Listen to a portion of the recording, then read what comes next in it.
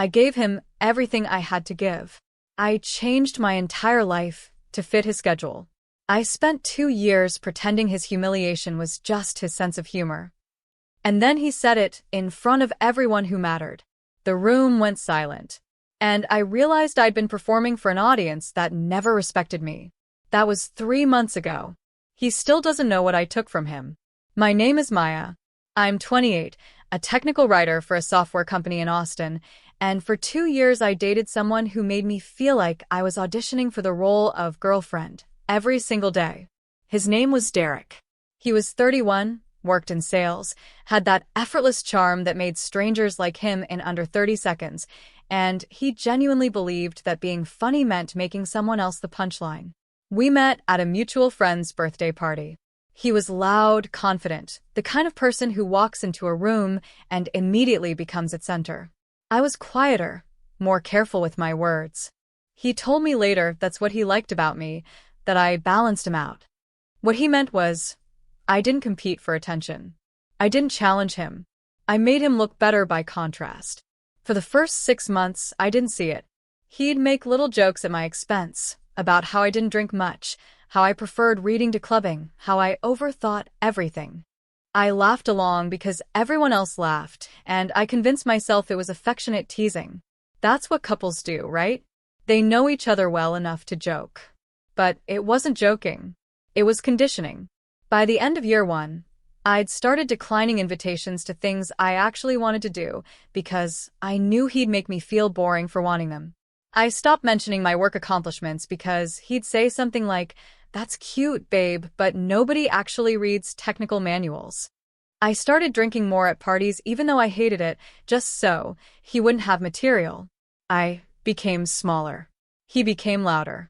His friends were an extension of him, Jake, Connor, and Brad. All sales guys. All mid-30s. All divorced or not the relationship type. They treated their girlfriends like accessories, and I watched those women shrink the same way I did. We'd sit at dinners while the men talked over us, interrupted us, made us the setup for their punchlines. And we'd smile. We'd laugh. We'd perform. Derek's female friends were different. There were 2 in particular, Simone and Vanessa. Simone was sharp, sarcastic, worked in marketing, and never let Derek get away with anything. Vanessa was a lawyer, direct and unflinching. They tolerated me, but I always felt like they were waiting for me to prove I had a spine. I never did. The worst part? I knew what was happening. I have a degree in communications. I've read the studies on relational dynamics and emotional labor. I understood intellectually that I was being diminished. But understanding something and having the strength to stop it are not the same thing. Then came the dinner party. It was at Connor's place, mid-September, one of those casual dinner parties that's actually a performance for everyone to show how well they're doing in life. 12 people total. Derek and I had been together for just over 2 years at that point. I'd spent the afternoon making a homemade dessert, a honey lavender panna cotta, because Connor mentioned once that his mom used to make something similar. I wanted to contribute something thoughtful. Derek saw me packing it up and said, "You know nobody's going to eat that, right?" I ignored him. The night started fine. Drinks, appetizers, the usual loud conversation. I was talking to Vanessa about a case she'd just closed when Derek called across the room. "Maya, tell them about your weekend plan." I looked up. Everyone was watching. "What do you mean?" I asked. "Your big exciting Saturday night plan," he said, grinning. "Tell them." I hesitated. I was going to finish the book I'm reading and reorganize my... She's reorganizing her spice drawer. Derek interrupted, laughing. "On a Saturday night. Can you imagine?" A few people chuckled. I felt my face heat. "I mean, it's fine," he continued, leaning back in his chair like he was holding court. "But babe, seriously, you're so boring sometimes. Can't you at least pretend to have a personality when we're out?" The room went completely silent. I stared at him. He was still smiling, like he'd just delivered the perfect punchline and was waiting for applause. Jake looked uncomfortable. Connor studied his drink. Simone's expression was unreadable. Vanessa said, "Derek, what the fuck?" He blinked, surprised. "What?" "I'm kidding." "She knows I'm kidding." "Do you?" Vanessa looked at me. I couldn't speak. My throat had closed. Every cell in my body was screaming at me to laugh it off, to say of course he's kidding, to perform one more time. Instead, I stood up. I picked up my purse. And I walked out. I didn't say a word. I didn't slam the door. I just left. Derek followed me into the parking lot 30 seconds later. Maya, come on. It was a joke. I unlocked my car. You're being dramatic, he said, and I heard the irritation creeping into his voice. Everyone knows I didn't mean it. I turned to face him. Did you apologize in there? He frowned. For what? For humiliating me in front of our friends. I didn't, Jesus, you're so sensitive. This is exactly what I'm talking about. You can't take a joke, and it makes everything awkward. I looked at him, really looked at him, and saw someone I didn't recognize. Or maybe someone I'd been refusing to see for 2 years. We're done, I said. His face changed. What? We're done. Don't call me. Don't text me. We're finished. I got in my car and drove home. He called 14 times that night. I didn't answer. The next morning, I woke up to 63 text messages. Most were from Derek. The first few were confused. Asterisk, what's going on? Why won't you answer asterisk? Then annoyed. Asterisk, you're being childish asterisk. Then angry. Asterisk, you can't just end a 2-year relationship over one comment asterisk. And finally, around 4 a.m., desperate. Asterisk, I'm sorry. I didn't mean it. Please talk to me. Asterisk. There were also messages from Jake and Connor. Both said some version of Derek's really upset and maybe you guys should talk. Nothing about what he'd said. Nothing about whether I was okay. Simone sent one text, you good? Vanessa sent, about fucking time. I didn't respond to anyone. I turned off my phone and sat in my apartment in complete silence, drinking coffee and feeling like I'd just woken up from a 2-year coma. Here's what nobody tells you about leaving someone who's been diminishing you. The silence is loud. For 2 years, I'd structured my entire life around managing Derek's moods, anticipating his jokes, minimizing myself to make him comfortable. And now there was just space. Empty, terrifying, liberating space. I didn't leave the apartment all weekend. I reorganized my spice drawer. I finished my book. I made myself a lavender honey tea and sat on my balcony and felt something I hadn't felt in months. Calm. Monday morning, I turned my phone back on. There were more messages, but I deleted them without reading. Then I did something I'd been avoiding for 6 months. I called my boss and asked if the senior technical writer position in the Seattle office was still available. It was. I applied that afternoon. Derek showed up at my apartment on Tuesday evening. I heard the knock and looked through the peephole. He was holding flowers, white roses, which I'd told him multiple times I found boring. He'd never remembered. I didn't open the door. Maya, I know you're in there, he called. Your car's here. Please. I just want to talk. I sat on my couch and waited. He knocked for 10 minutes, then left. He came back Wednesday and Thursday, each time with a slightly different approach, apologetic, then frustrated, then confused. I never opened the door. On Friday, he tried a different strategy. He texted, asterisk, I talked to Simone. She said you have every right to be mad. I get it now. I was an asshole. Can we please just have coffee and talk about this like adults? Asterisk. I almost responded. Almost. But then I remembered the way he'd smiled when he said it. Asterisk, can't you at least pretend to have a personality? Asterisk. And I realized something crucial. He wasn't sorry he'd said it. He was sorry I'd reacted. So I didn't respond. Instead, I started documenting. I went through 2 years of text messages and found a pattern I'd been too close to see. Hundreds of small comments. You're overthinking again. Why are you always so serious? Can't you just relax? You're making this weird. Nobody else has a problem with this. Every single one designed to make me question my own reality. I screenshot everything. I didn't know what I'd do with it yet, but I wanted proof. Proof that I wasn't being dramatic. Proof that this had been happening long before that dinner party. The job offer came through the following Wednesday. Senior technical writer, Seattle office, 30% raise, start date in 6 weeks. I accepted immediately. I didn't tell anyone except my landlord, who was surprisingly understanding about breaking my lease early. I told my boss I'd be transitioning remotely for my last 2 weeks in Austin. I started packing. Derek found out I was leaving through Instagram.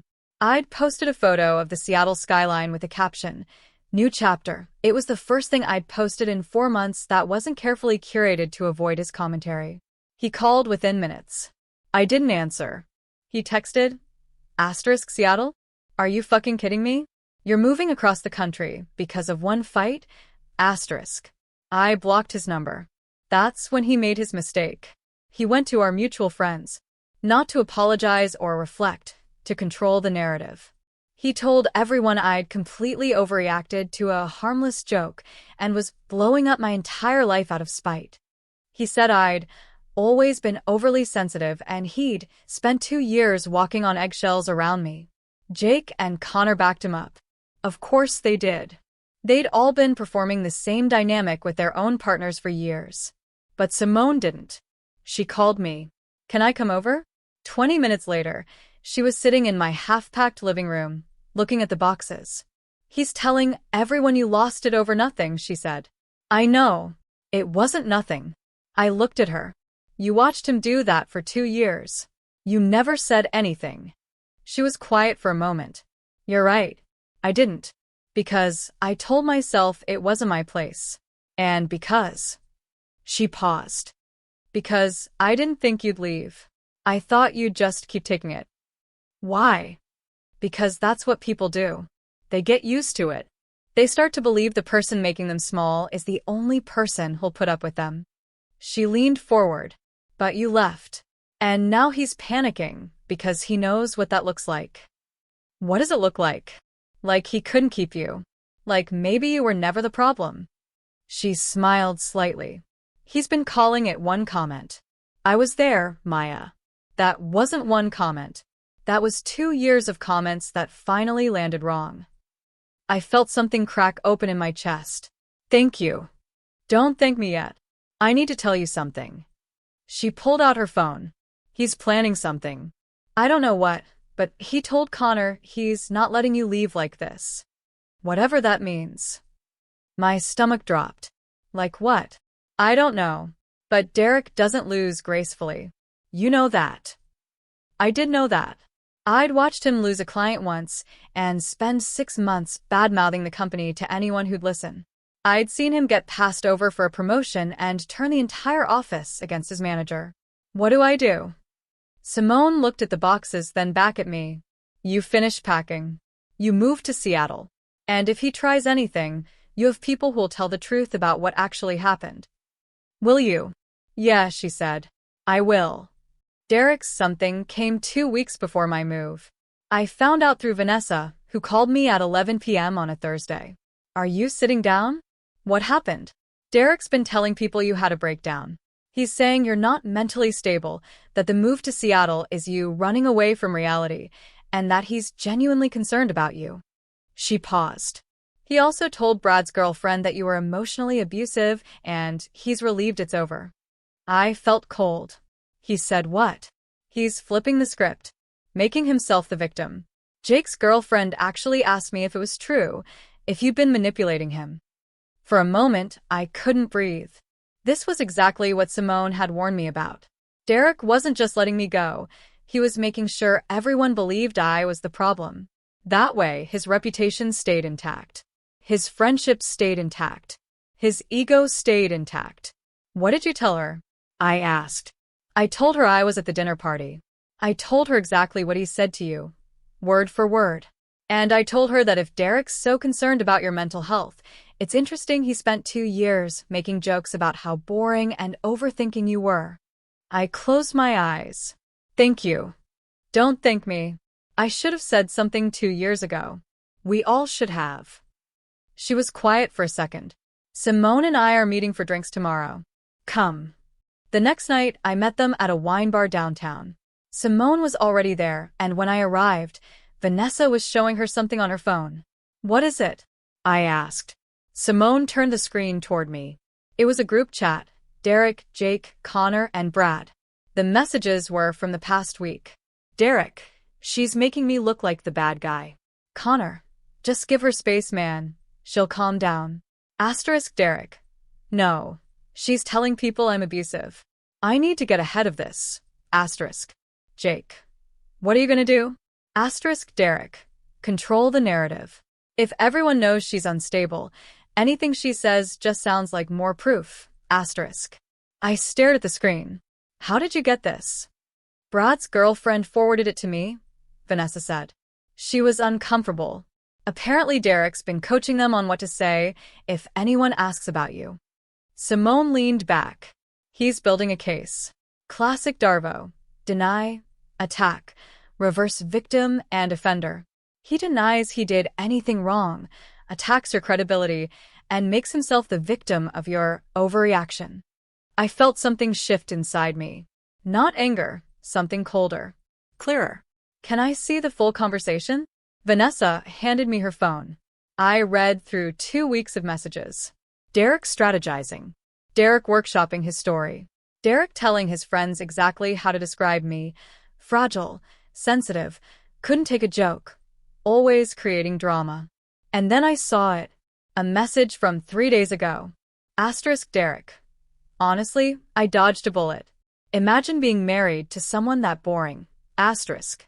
Connor. Face with tears of joy. Asterisk Jake. For real. You're better off. Asterisk. I handed the phone back. My hands were steady. I need you to do something for me, I said. Anything, Simone said. I need you both to stay quiet. Don't defend me. Don't correct him. Let him keep talking. Vanessa frowned. Why? Because the more he talks, the more rope he has. And I'm going to let him hang himself with it. Over the next 10 days, I watched Derek's narrative spread. He was performing grief, posting vague Instagram stories about knowing your worth and letting toxic people go.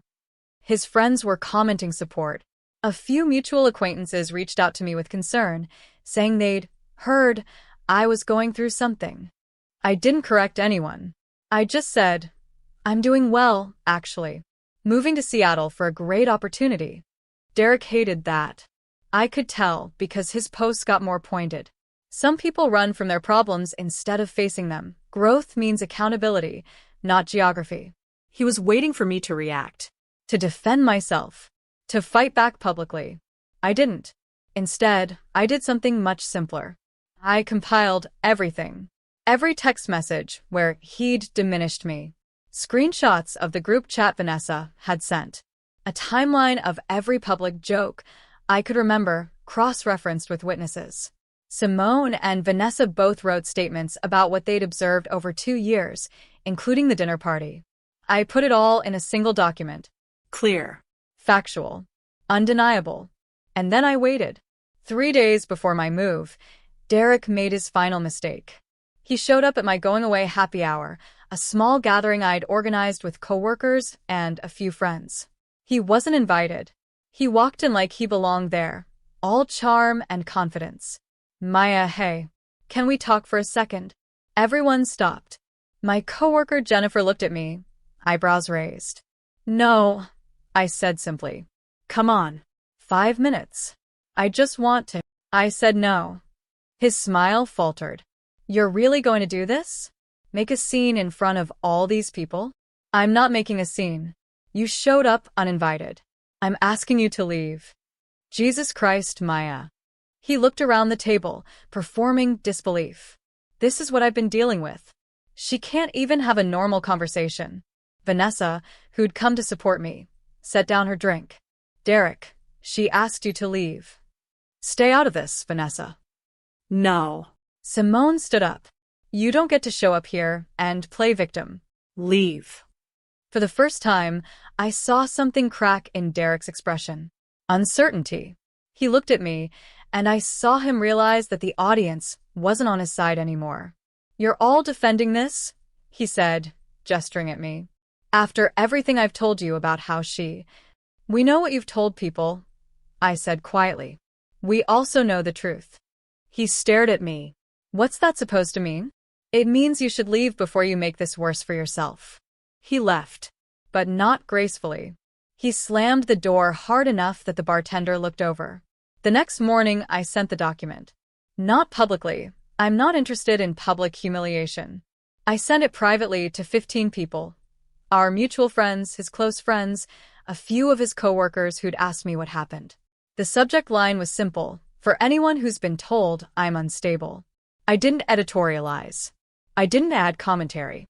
I just let the evidence speak. Within 6 hours, I started getting responses. Apologies from people who'd believed his narrative. Shock from people who hadn't realized how bad it was. Anger from Simone's boyfriend, who'd watched Derek's performance and believed it. Jake's girlfriend broke up with Jake. Apparently, reading Derek's group chat messages made her realize what she'd been tolerating in her own relationship. Brad stopped answering Derek's calls. Connor's girlfriend told him if he ever spoke about her the way Derek spoke about me, she'd be gone. Derek called me once. I didn't answer. He left a voicemail. You're ruining my life over a fucking joke. You're vindictive and cruel, and I hope you're happy. I deleted it without listening to the whole thing. I moved to Seattle on schedule. The day I left, Simone and Vanessa helped me load the last boxes. Vanessa hugged me at the airport and said, "You didn't just leave him. You left the version of yourself that thought she deserved that." She was right. It's been 3 months now. I love my job. I have an apartment with a view of the water. I've been on 2 dates with a software engineer who thinks my weekend plans sound perfect and hasn't made a single joke at my expense. I heard through Simone that Derek's friend group fractured. That he's been complaining about being canceled for one comment. That he still doesn't understand what he did wrong. Good. Because here's what I learned. Revenge isn't about making someone suffer loudly. It's about removing yourself so completely from their life that they lose the power to define you. It's about taking back every piece of yourself you gave away and building something they can't touch. Derek didn't lose me in a fight. He lost me in silence. And that's the one thing his charm can't fix, his jokes can't dismiss, and his narrative can't rewrite. I gave him everything I had to give. And then I took myself back. That's the revenge he'll never recover from.